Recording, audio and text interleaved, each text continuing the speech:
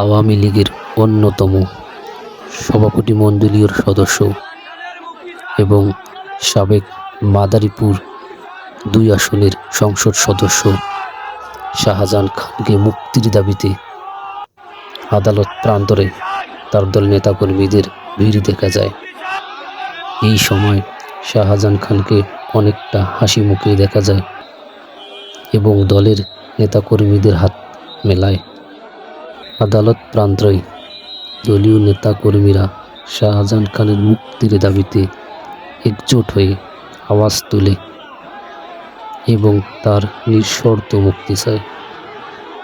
তাছাড়া দলীয় নেতাকর্মীদের হাতে পোস্টার এবং মুক্তি মুক্তি চাই স্লোগানে মুখরিত হয় গোটা আদালত প্রান্তর। এরপর পুলিশের কঠোর নিরাপত্তায় তাকে আদালত থেকে জেলখানায় প্রেরণ করা হয়।